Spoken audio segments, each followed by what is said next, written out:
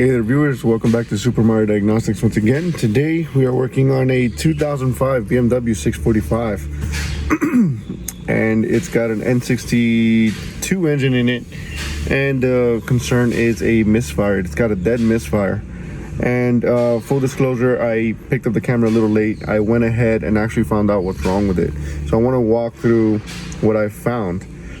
First things first, we went ahead and did a pre-scan. We went ahead and did a pre-scan using the Topdon Phoenix Max, and we've got ourselves a cylinder 3 misfire. Right now I only feel a single cylinder misfire. It's not more than one cylinder, and we do have codes in other systems, but right now the scope of this video is simply to deal with the cylinder 3 misfire. First thing I did was jump under the hood and got eyes on the coil at hand. So let me go ahead and show you what we found under the hood. And this is what we found under the hood. Coil number 3 blown, and it was pretty hard to take out. And this usually tells us that the driver is giving command at all times and not unlatching. I confirmed this also with a scope capture, and I'll be honest with you, at first I did a scope capture and I saw no command. Well, what I thought was no command, and it was actually grounded at all times. So I'll go ahead and post that scope capture now so you guys can see what I saw and what I thought at the time. I thought it was getting no command, and then sure enough, I pulled the coil and realized, oh, it is getting command. It's getting command at all times, right? So I'll go ahead and post that video and share my thoughts as in real time, that as it happened. So let's go ahead and watch what I found with the scope, and then we'll discuss that further. On this wire, we have good ignition command. On this wire we have it also. The scope is a little funky, but on this wire, which is for number 3, we've got nothing, no command at all. So this driver, internal driver for the coil number 3 is gone. It's not sending out a command anymore to number 3. So as you can see in that video, I said, oh, we're not getting anything out of this yellow wire. The yellow wire is the one that goes to this yellow wire over here to coil number 3, right? So it's 1, 2, 3, 4, and then 5, 6, 7, 8. So the yellow wire was giving me a flat line, and I was thinking, oh man, it's not giving me a command. But in reality, in hindsight, it was giving me command at all times. So we're gonna remove this engine computer and find out why. We're gonna do some testing of the MOSFETs. Hopefully this is an older computer. It probably still does have its own drivers, independent coil drivers. The newer ones don't. Newer modules have an integrated circuit where like all the drivers are in this like packaged in like in a much bigger unit, right? It's not individual drivers. So let's go ahead and open up this one and check to see if there's some kind of a issue with the MOSFETs. So here we have a continuity tester, and I'm checking my ground to all of these coil transistors, and on this one we're shorted to ground. So this MOSFET is no good. None of the other ones are shorted to ground, only that one. So that means that if we were to keep running this with this engine computer with the key on, it would just not stop actuating the coil and would blow up the new one too.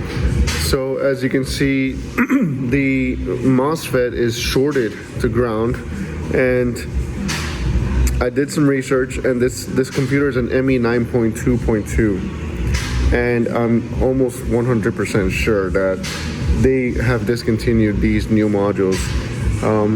So replacing it would require a used module, and in my research I found that these have an ISN mismatch. That you're gonna have to calculate the ISN. There's probably an EGS ISN that I have to use.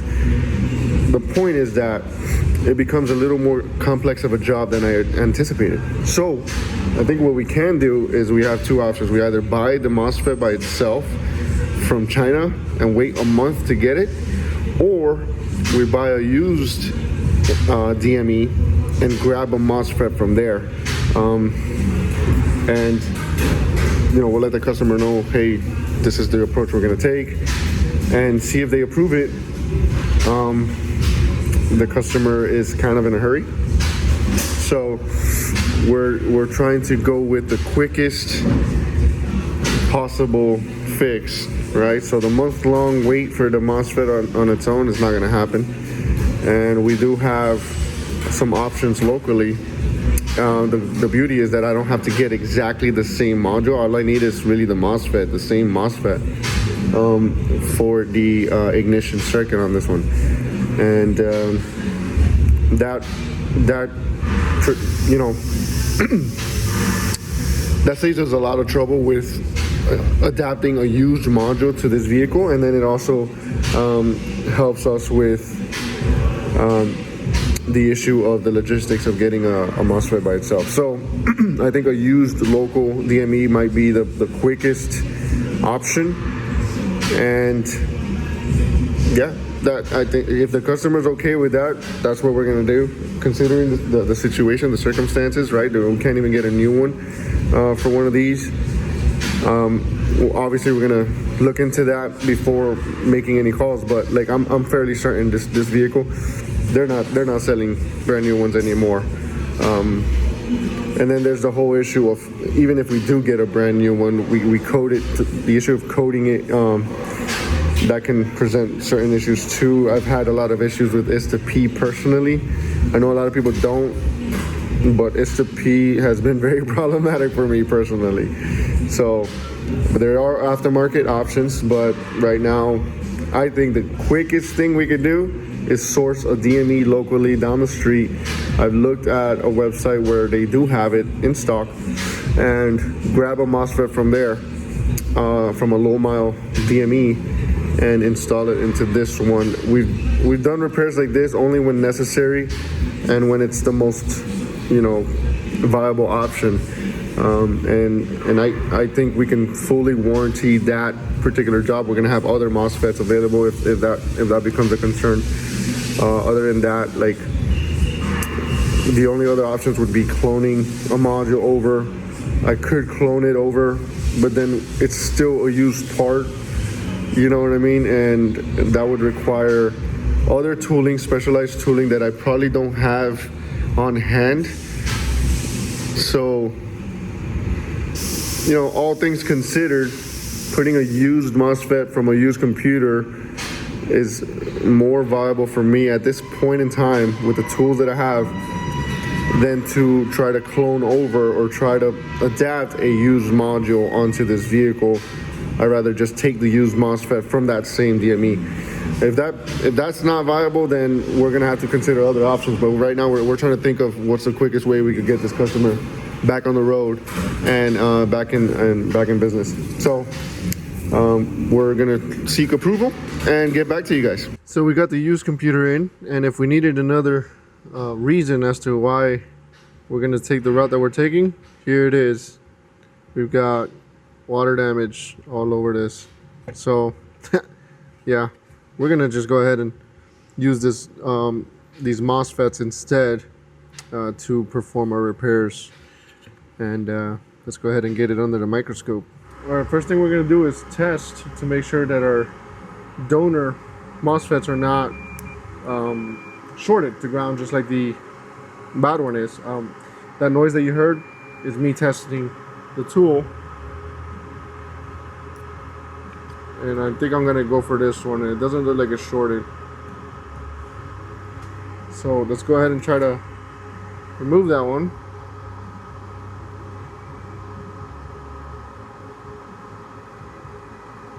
This is old flux, just so you guys know, and I'm about ready to toss it, so I'm using a bunch of it. I don't care. I'm not really going to be reusing this module for anything other than parts, so I'll just leave it at that. Every now and then I like to use a soldering iron along with heat. I think that's, in most cases, the quickest way to go about doing this. I got my soldering iron at about 420 degrees Celsius and about 55% fan. We already see it coming loose. There's an adhesive underneath it, so boom, done. By far my favorite way of going about this. And of course, you gotta make sure that it's completely loosened, so just add a little more heat there, get this thing off. And that's it, we're done. We're gonna go and grab our original module, which is right here actually, and swap it out.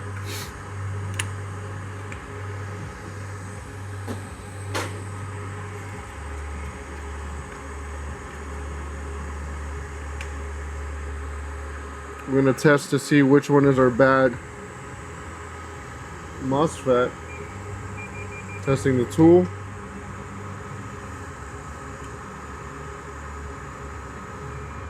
That's our bad one.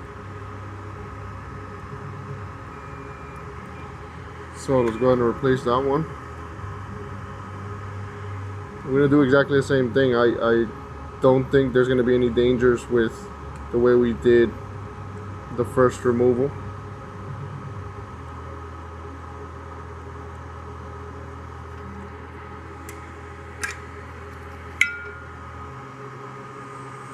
Same temperature and everything.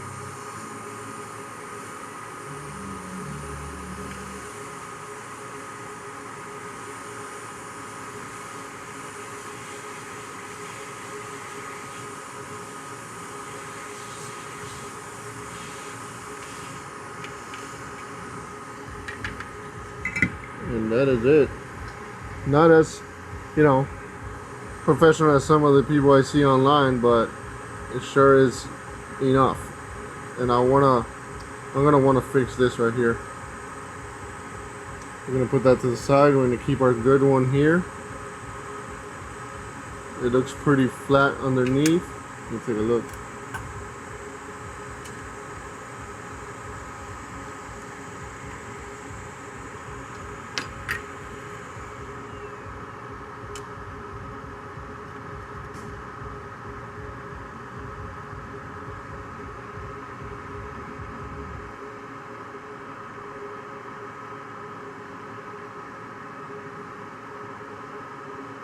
Go ahead and remove any excess solder.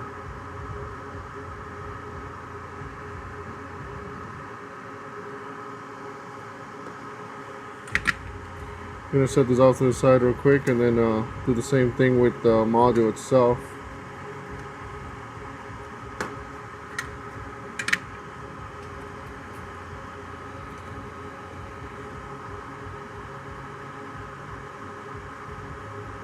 Get some alcohol in there real quick, clean it up, and then we'll finish the job.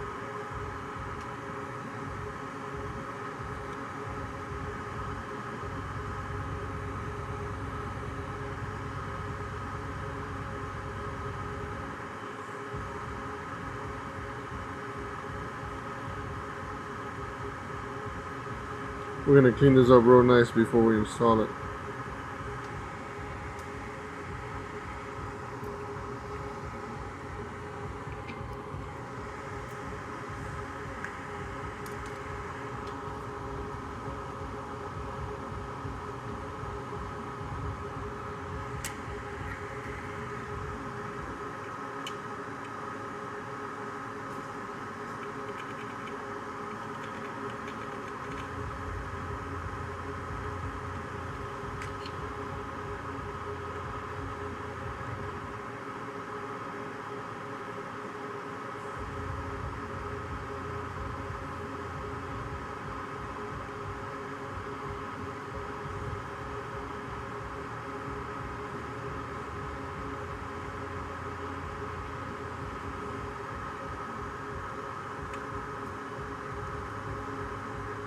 I feel like I'm out of practice here.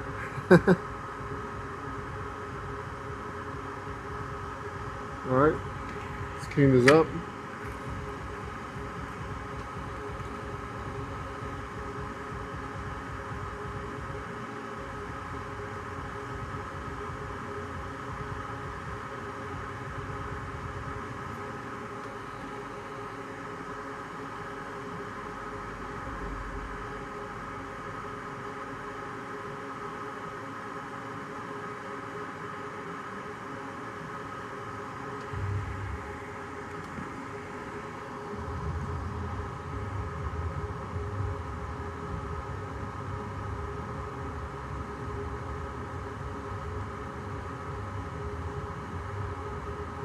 I know, it's not pretty.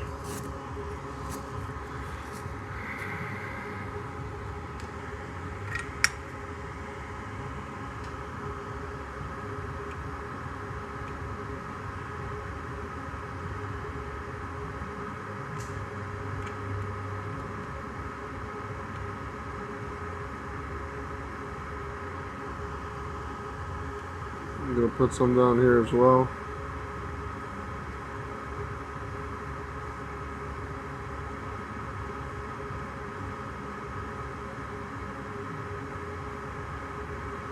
All right.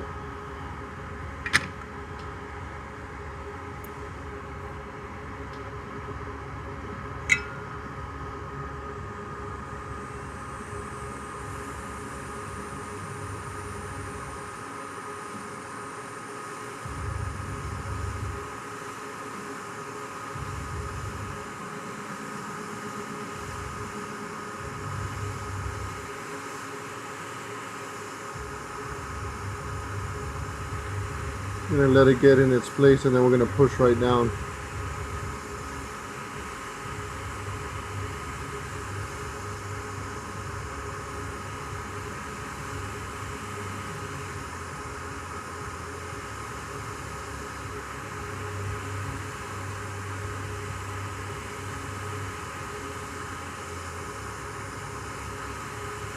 Looks about right. We want the center to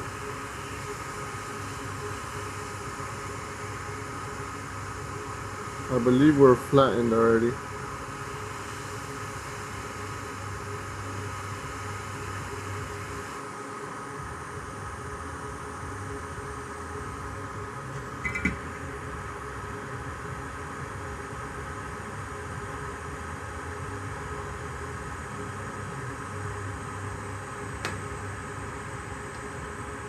Gonna let that cool off on its own a bit while we inspect it.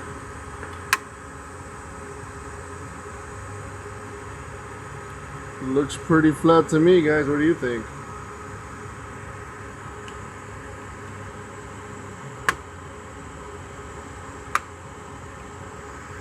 We're gonna do a quick final test here.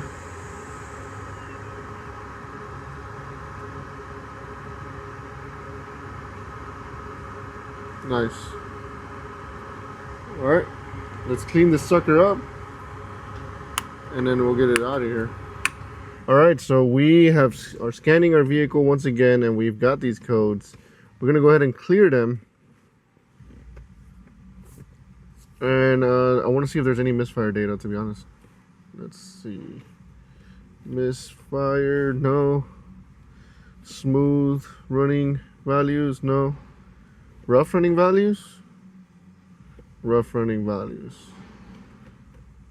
We're going to select all. Let's go ahead and start it up. Oh, gotta press the brake pedal. So far it feels pretty good. Nice and smooth. Which one was our cylinder last time? Number 3. A bit of a roughness on number 4, but I personally don't feel it. It's looking good.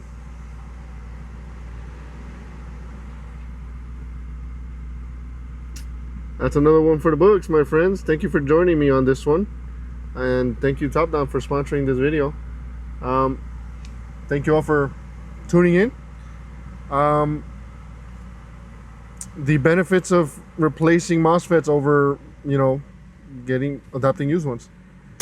Don't get me wrong, if we have to, we would be able to adapt a used one, but all things considered, this worked out pretty well.